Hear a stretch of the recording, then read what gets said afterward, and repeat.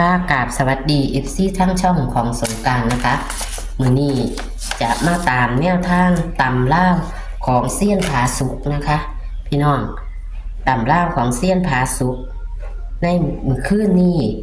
กะรุดไปตามๆกันค่ะพี่น้องเอ้ยเซียนรุดไปตามๆกันขอโทษขออภัยเด้อค่ะอย่าถิ่มอย่าปากันเด้อค่ะพี่น้องเอ้ยเซียนผาสุกกระลุดอีกนะคะเอาแต่ว่ามื้อนี้เพิ่นจะมีแนวแก้มือให้ใหม่บ่จะมีสูตรใหม่บ่นะคะเพิ่นจะเอาอันใดให้พี่ให้น้องในมื้อนี้เฮาก็ไปรับชมรับฟังกันได้เลยค่ะค่ะสวัสดีค่ะโทรมาแม่นบ่ค่ะวังหันไปอยู่วังนั่นครับมันนั่นมีสายเขาก็เลยชาสายยกนะคะเนี่ยผมเรียกวิ่งเราก็ขยมแอนนอนค่ะรุดตามกันล่ะค่ะจับตัวหมดทุกคนค่ะแปดผมก็เลยจับใส่แสดงว่าเสี้ยนจับไว้อยู่บ่ผมก็เห็นว่าอยู่หันละอยู่ผีแต่ว่ามันตัดตัวออกหายมันตกโรแมนมันมีเลขที่ประกบก็8ก็มี48 58 68เนาะค่ะกดตัดสินใจเอา58นะโอ้ตัดสินใจเอาหา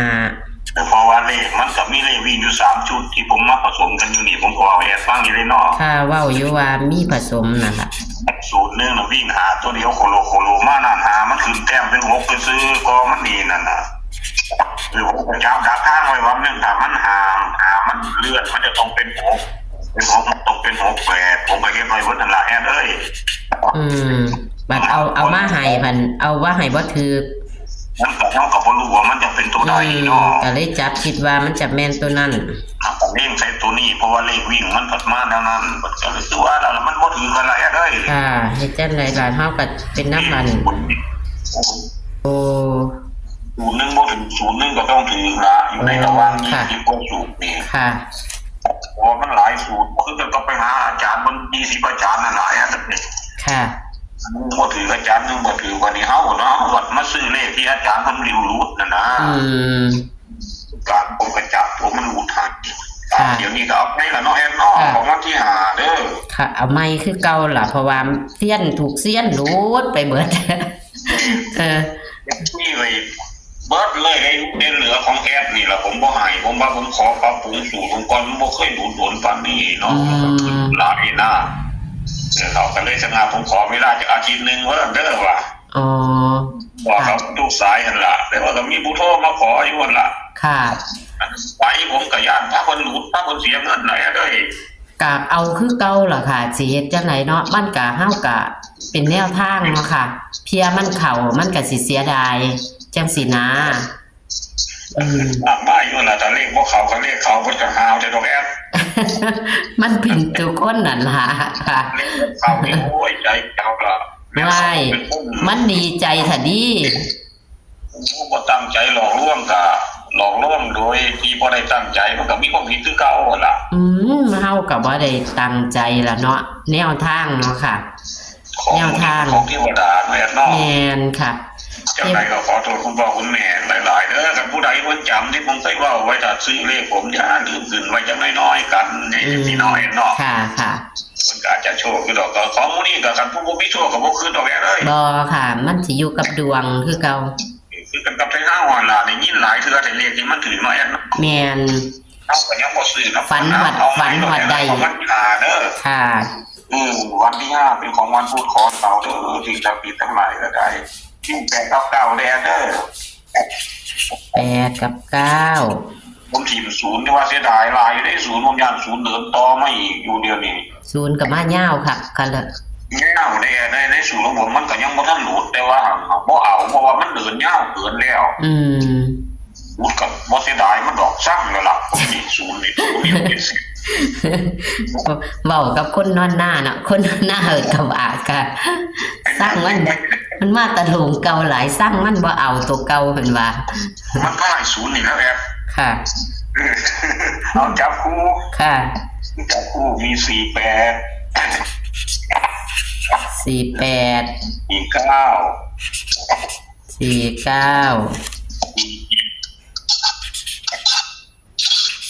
47เนาะค่ะเอาหน่อมาไว้น้ำกลมูแล้วเนาะเอามันมาน้ำกลก็เอาน้ำกลนี่แหละเนาะแอนเนาะค่ะอันนี้ตัวต่อไปก็58แอนเลขตัวนี่แหละ4กับ5แล้วมาประกบเขา47แล้วก็58แม่นบ่ค่ะ8 57แต่ว่าเลขอ้ายเลขน้องมันล่ะค่ะจับสูตรของมันตัวประกบของมันก็มีอยู่นี่ก็3สูตรเด้อค่ะ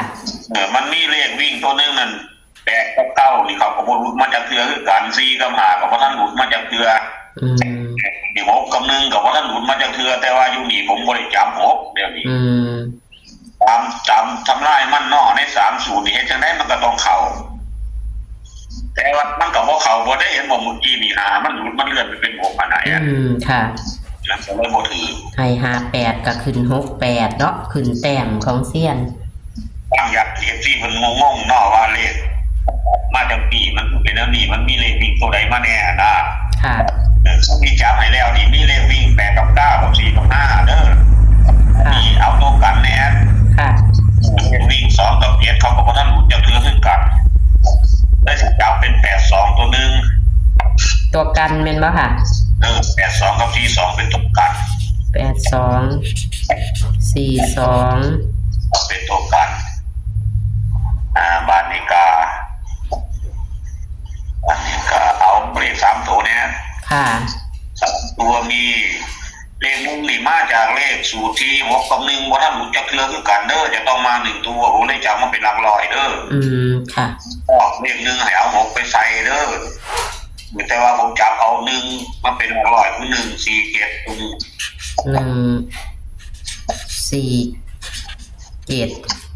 ประมาณนี้ก็248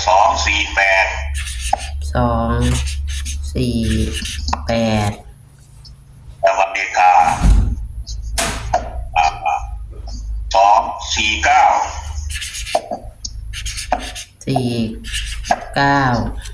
ประมาณนี้เลข2ตัวนี่ผมสิบ่มาร์คตัวใดดอกเพราะว่าผมเอาออกมาจากเลข2ตัวแล้วเด้อผมเน้น48 4หรือ48 49เลยผมเน้นหลัก48 49 47เป็นบ่ค่ะ47 48 49นี่ล่ะ3จุดแต่ว่าเลข2ตัวนั่นเลข3ตัวก็ออกมาจากเลข2ตัวกันละแอนค่ะผมก็เลยบ่เน้นตัวใดเพราะว่าผมจับหลักร้อยให้เขาเป็น1ซื่อค่ะถ้าย่าน1คนขึ้นแต้มผมก็เลยจับมาใส่ขึ้นแต้มเป็น2บ่ได้ย่าน8ขึ้นแต้มเป็น9ผมก็เลยจับเป็น2 4 9เด้อเด้อค่ะพอเห็นที่เพิ่นฟังสมมุติว่าบ่ชอบกับประธานเป็นละคร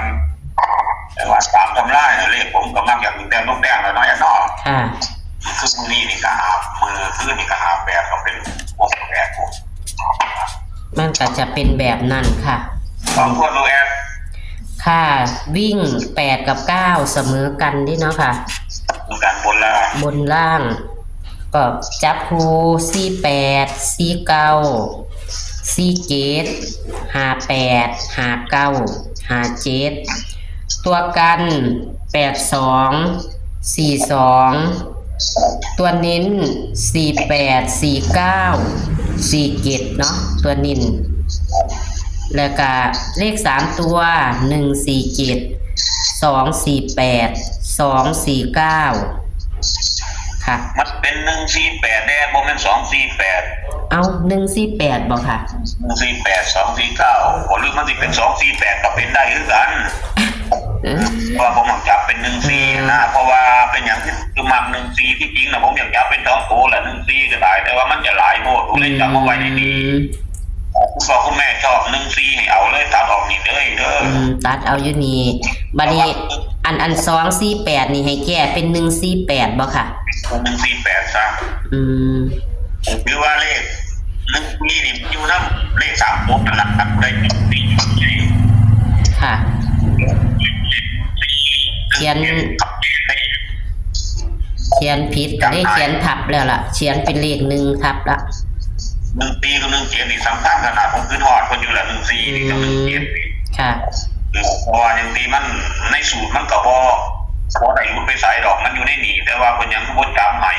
มันสติลายไปอย่างไรเลยเอาเนื้อที่เจ้าของชอบแน่แล้วก็ครับ ค่ะ หมดจากสิ่งเป็นนักไหนก็ทั้งหมดตรงนี้เลยเนอะ ค่ะค่ะ ผมพ่อคุณแม่โชคดีทุกคนอยู่ดีไม่แห้งสวัสดีครับโชคดีค ค่ะ รับ สวัสดีค่ะ ตัวเลขแนวทางของเส้นผาสุกมันก็ขึ้นแต้มเนาะพี่น้องโตที่เพิ่นเน้นให้ขึ้นแต้มเพิ่นก็จะบอกอยู่บ่เศร้าเนาะเลขเพิ่นนี่มักจะขึ้นแต้มลงแต้มนะคะ58ก็ขึ้นเป็น68เนาะพี่น้อง86เนาะมันออก86ให้พลิกแพงเอาเด้อค่ะ คือตามเพิ่นเว้านั่นล่ะเลขเพิ่นมันจะขึ้นแต้มให้58ออก6886เนาะตัวนิ่นซ้ำพี่น้องอ้าวนี่ล่ะวังเมื่อคืนนี่เด้อค่ะวันที่4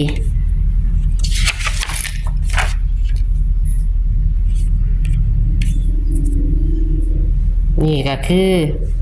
วันที่5สิงหาคม69ตำลาวกับเซียนผาสุกค่ะพี่น้องเพิ่นเน้นก็คือ48 49 47เด้อค่ะเลขวิ่งเพิ่นบ่เน้นนะคะเพิ่นเสมอกัน8กับ9นะคะบนล่างนะคะจับคู่เพิ่นเน้นก็คือ48 49 47นะคะและก็เลข3ตัวมี147 148 248 249นะคะส่วน148ถ้าที่แรกเขียน248เด้อพี่น้องเพิ่นว่ามันได้ยินเพิ่นว่า248ก็เลยเขียน248เพิ่นเลยว่าบ่แม่นเป็น148ค่ะพี่น้องเพราะว่าเลข1เพิ่นว่าเพิ่นมัก1เพิ่นเอามาใส่3ตัวนะคะขอให้โชคให้หมานกับเซียนผาสุกวันที่5สิงหาคม69ต่ำลาวนะคะโชคมันหมานค่ะฝากกดไลค์กดแชร์ให้กับเซียนผาสุกและช่องของสงกรานต์นะคะมักกระจัดขัดกระพานค่ะโชคมันหมานค่ะสวัสดีค่ะ